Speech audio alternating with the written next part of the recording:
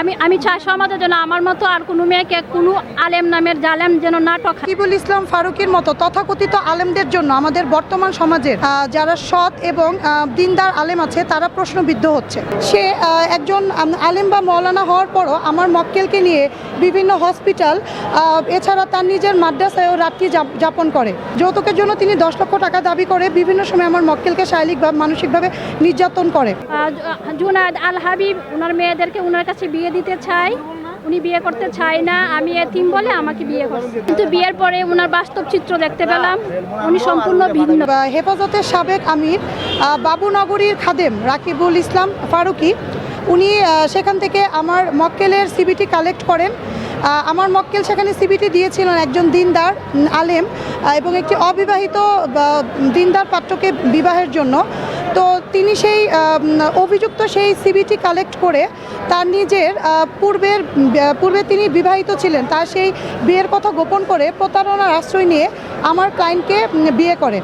বিয়ের পর আমার ক্লায়েন্ট যখন তার কাছে ওয়াইফের স্বীকৃতি চায়, তার সাথে ঘর সংসার করতে চায়, তাকে বাসা নিতে বলে, তখন সে বিভিন্ন সময় আমার মক্কেলকে ওয়াইফের স্বীকৃতি দেয় না।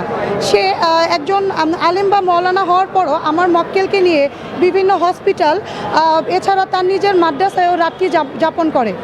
এরপর থেকে তিনি একটি মাদ্রাসা স্থাপন করার কথা বলে বিভিন্ন সময় আমার মক্কেলের কাছে যৌতুকের জন্য টাকা দাবি করে। যৌতুকের জন্য তিনি 10 লক্ষ টাকা দাবি করে বিভিন্ন সময় আমার মক্কেলকে শারীরিকভাবে মানসিকভাবে নির্যাতন করে তাকে তার পিত্রালয়ে ফেলে রেখে যায়। এছাড়াও যখন আমার মক্কেলের পরিবার থেকে তার সাথে যোগাযোগ করার চেষ্টা করা হয়, তিনি বিভিন্ন তথাকথিত প্রভাবশালী মহলের ভয়ভীতি দেখাতে থাকে আমার মক্কেলকে।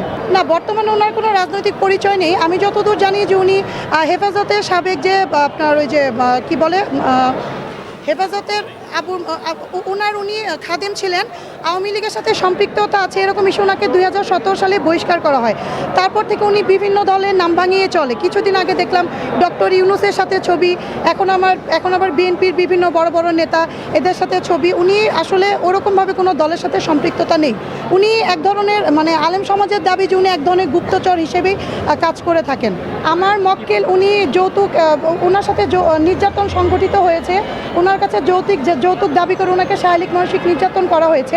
এর জন্য আমরা যৌতুক নিরোধ আইনের 3 ধারায় বিজ্ঞ আদালতে আমরা মামলা দায়ের করেছি এবং বিজ্ঞ আদালতে আমরা বিনীতভাবে প্রার্থনা করেছি যেন গুরুত্ব সহকারে বিষয়টি দেখা হয় এবং আমার মক্কেল যেন ন্যায় বিচার পান। আচ্ছা, আইএমবি হচ্ছে বিবাহ সংক্রান্ত বিয়ের কাজ এরা করে থাকে। তো ওখানে আমার মক্কেল সিবি দিয়েছিল একজন দিনদার অবিবাহিত পাত্র বিবাহের জন্য।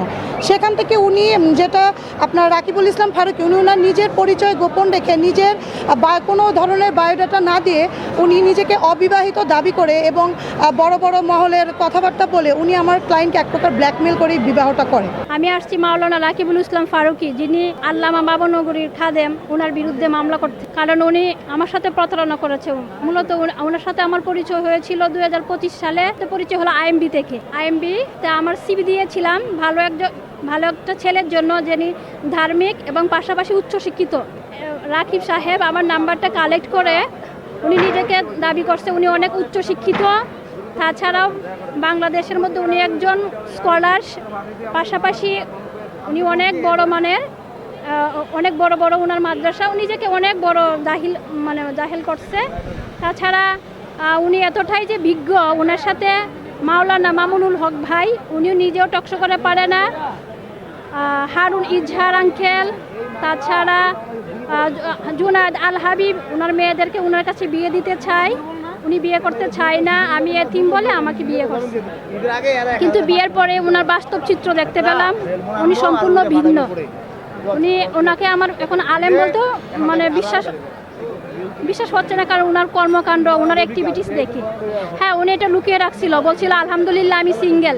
আমি চাই সমাজের জন্য আমার মতো আর কোনো মেয়েকে কোনো আলেম নামের জালেম যেন না ঠকায়, যেন সবাই নিজ নিজ জায়গায় যেন সঠিক থাকে এবং আমি যেন আমার ন্যায় বিচারটা যেন পাই। আমি একজন অসহায়, আমি এখন কোথায় যাব? আমার আব্বু নাই, আমার আম্মু 70 বছরের বৃদ্ধ। লিভারের প্রবলেম। এখন আমি যাওয়ার মতো আমার কোনো ওয়ে নাই। রাকিবুল ইসলাম ফারুকীর মতো তথাকথিত আলেমদের জন্য আমাদের বর্তমান সমাজের যারা সৎ এবং দিনদার আলেম আছে তারা প্রশ্নবিদ্ধ হতো। আমরা চাই যে এসব তথাকথিত আলেমদের বিরুদ্ধে আমরা যেন সঠিক ন্যায় বিচার পাই, মেয়েরা যেন এরকম প্রতারণার শিকার না হয়। দেশে দেশে সবার সাথে দ্য নিউজ।